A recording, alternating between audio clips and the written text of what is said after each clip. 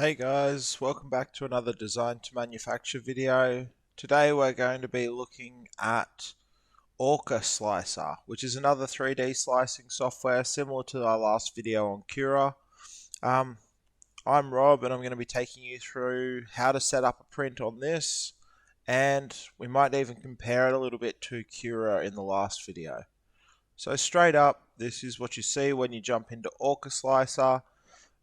Nothing super special here. We've got a home screen.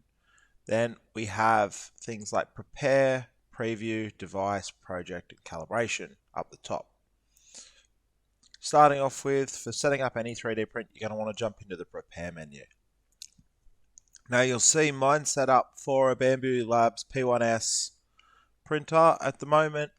It's got the bed as a textured PEI plate, which is what's on this particular printer of mine, right? And then it's got the filaments that I've got loaded into the ALS system on the top of the printer, and so on and so forth. All right, what I'm going to show you guys straight up is how to change the printer, because not all of you guys are going to have the same printer, so you're going to want to set up your own printer.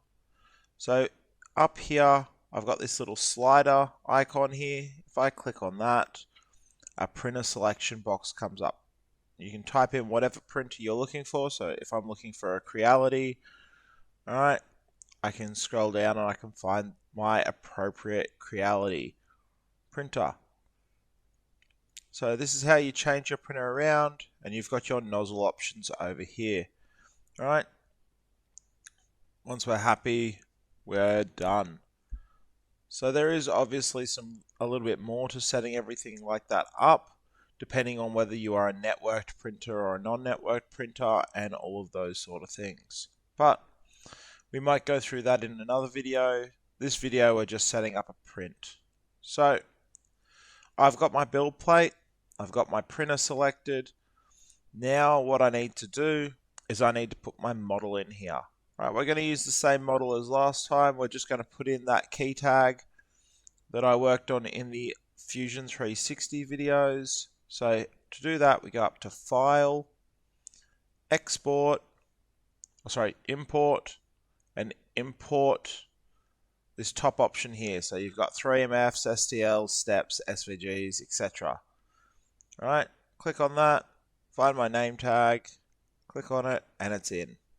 Now, my first quality of life improvement over Cura is I have this little cube down the bottom, similar to Fusion 360, where I can actually drag around and get a decent view of my object.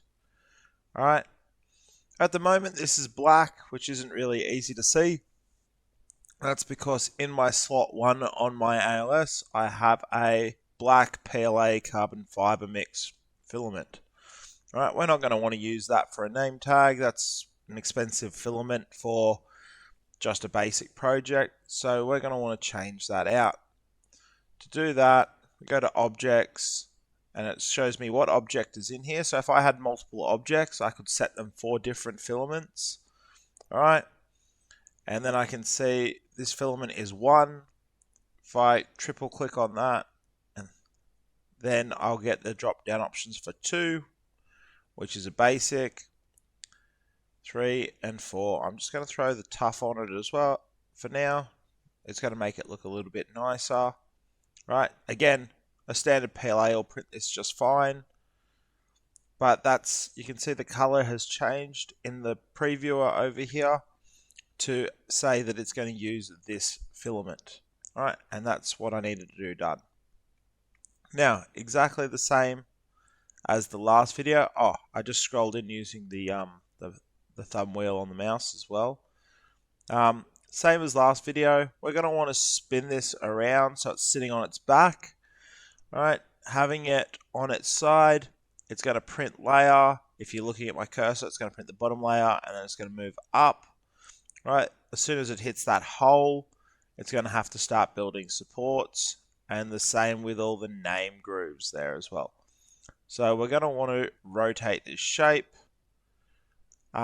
Instead of dragging those little icons, which can be a little bit tedious, you can just type in how far you want to rotate something up here. Alright, or you could have clicked the lay on face option. So I'm going to just show you the 90 degrees on the X first, and that will lay it down. All right. Now if I undo that,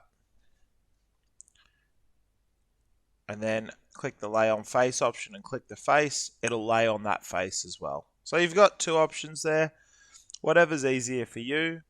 All right, but now we can see that that is sitting nice and flat on the surface. Nice and easy. Literally just click and drag to move this around wherever you want it to be on the build plate. Now, what I will show you that's really cool about this software is if I copy and paste this, I'm going to paste a few. All right, at the moment it's laying them all over the top of each other. All right, if I come over here to the Arrange Objects button next to the plate, I can do that, and it will lay them all out for me the most economical way on the build plate. So that's really, really handy if you're printing lots of small objects. You've got that Arrange function. All right. And that's nice and easy, and you can set that up. So I could print a batch run of these off. Might as well put one more in there.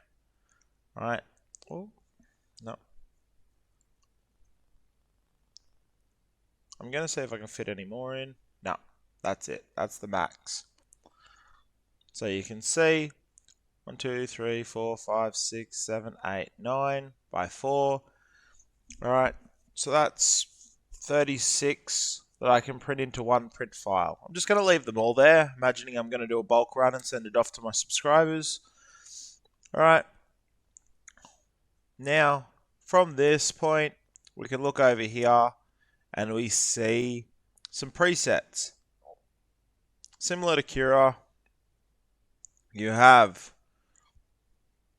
layer thickness options. So this time though, it goes down to 0.08 of a mil for an extra fine high quality layer. So that's every layer of this job will put 0.08 of a millimeter. All right.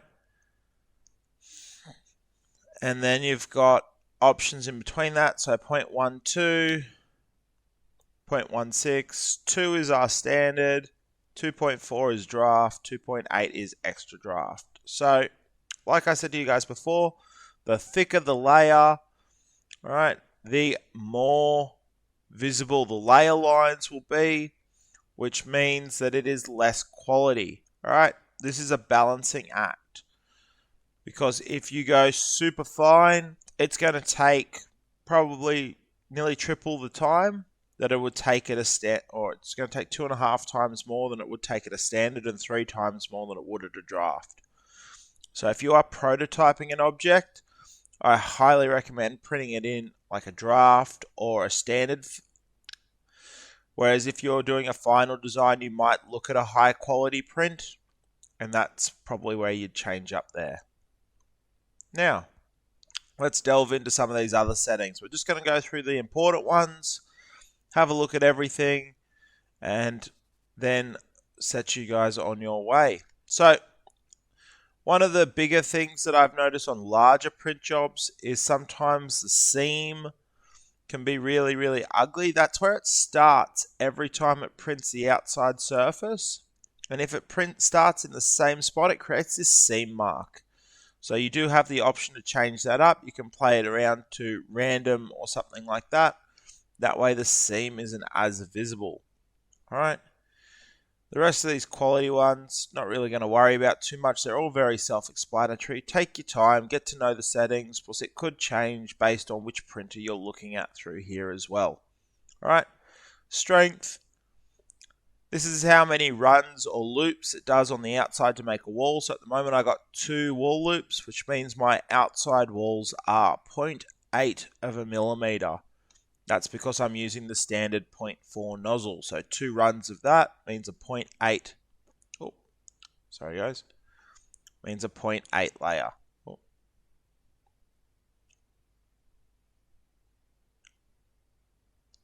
Don't know what I've done there, but that's all right. We've already finished with that part now. So there'll be 0.8 of a mil around the outside layer. Then we have things like setting up how many top and bottom shell layers we want. So that's how thick the top and bottom layer is. At the moment, my top shell's set for 1 millimeter. Because I'm doing 0.2, so that's 5 layers. Alright, my bottom shell is 3 layers. And my infill is at 15% using the crosshatch. Alright, you can change to whatever you like inside for your infill. Like before, this one's got a few more options.